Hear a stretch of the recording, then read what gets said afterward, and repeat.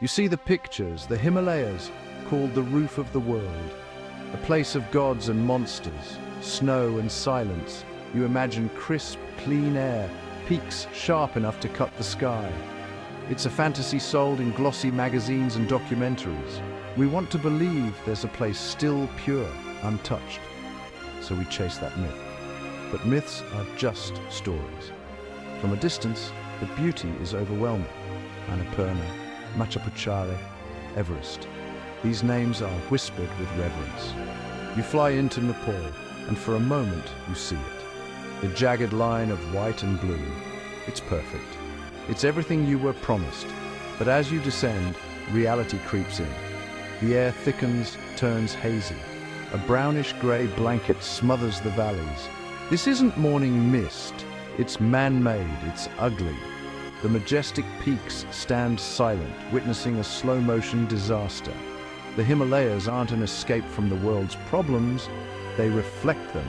The postcard view is a fantasy. The real story is in the crowded cities, choked rivers, struggling villages. It's a story that doesn't sell magazines, but it's the truth. The gods on the mountaintops may be eternal, but the world below is fragile, and it is breaking. The beauty is real, but so is the crisis. The myth of purity hides a harsh reality. The Himalayas are not just a dream, they're a warning. This is the story that needs to be told. And it starts here.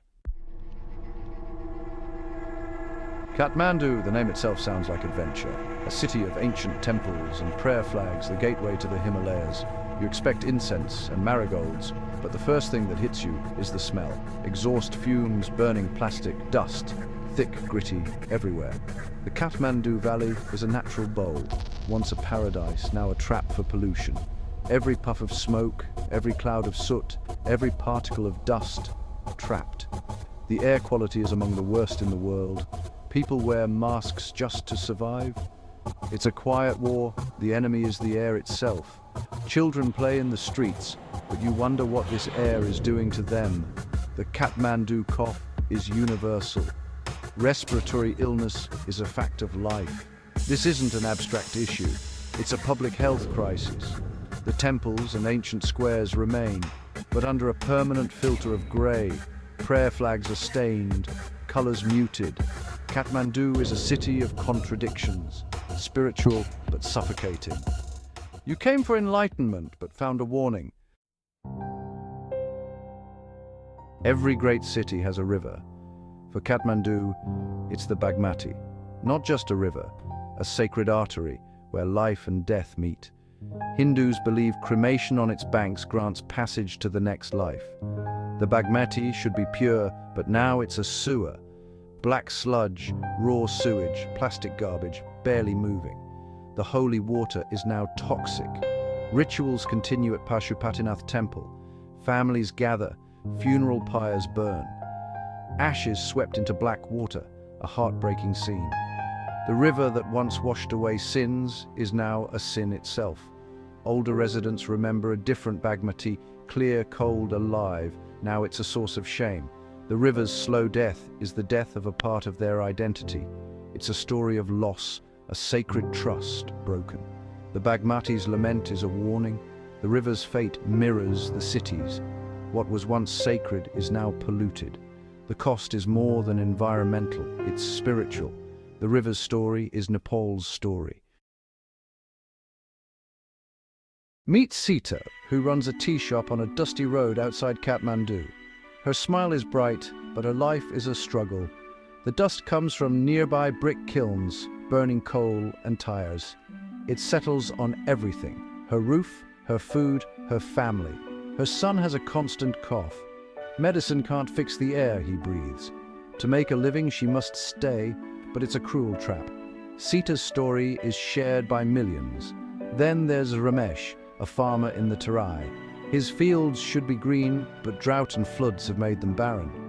The rivers are unpredictable, the seasons broken. He doesn't say climate change, but he knows something is wrong. Even his well water tastes bitter, polluted by factories and pesticides.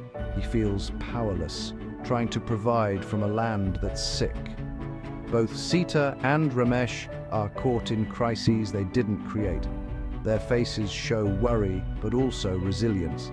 These are the stories behind the statistics. Survival here means living with uncertainty. The struggle is daily, the hope is fragile, but they endure because they must.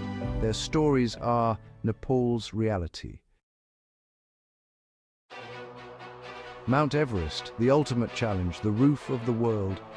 We see triumphant summit photos, but not what's left behind. Everest is also the world's highest garbage dump. Decades of climbers have left trash, oxygen bottles, tents, wrappers, human waste, preserved in ice. The mountain is a business and cleaning up is costly, so the trash grows year after year. The sacred mountain is being desecrated.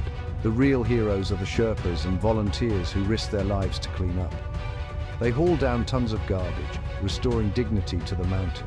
The problem isn't just Everest. Trekking trails are littered with plastic. Tourists come for nature, but leave waste.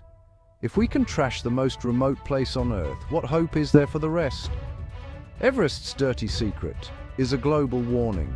The world's highest peak is a mirror for our lowest habits. The mountain's fate is in our hands. Nepal will break your heart, then put it back together. The contradictions are everywhere. Sunrise paints the peaks in gold, a moment of pure beauty. Then in the streets you see garbage, sewage, and children collecting unsafe water. Beauty and blight live side by side. Nepal is caught between a glorious past and a troubled present. Natural wonders collide with environmental crises. Even in paradise, streams are choked with plastic, temples stained with soot. Yet there is resilience. A woman sweeps her doorstep. A family decorates a truck with marigolds. People pray by polluted rivers. They create beauty amid the mess. This spirit, this refusal to surrender, is Nepal's greatest contradiction. The struggle is constant, but so is the hope. In Nepal, beauty survives even in adversity. So, what do? You've seen the beauty and the crisis. It's easy to feel hopeless, to look away, but the people here can't. They live this reality. This isn't just Nepal's problem, it's ours. Black carbon from brick kilns lands on glaciers, melting them faster. Melting glaciers threaten water for billions. Plastic used for minutes ends up in rivers across the world. We are all connected. Your choices, what you buy, how you travel, what you throw away, matter. There is no away. It all ends up somewhere, but there is hope. Local groups clean rivers, social enterprises recycle plastic, young activists demand change, communities set up recycling, awareness is growing. These are the people on the front lines. They need support, resources, and to know someone is listening. This is the fork in the road for Nepal and for us all. We can continue down the path of ignorance or choose responsibility and action. Support those on the ground. Travel with respect. Consume thoughtfully. Demand change. The gods may live on the roof of the world, but the future is in our hands. Don't let the story end in loss. Let the beauty endure.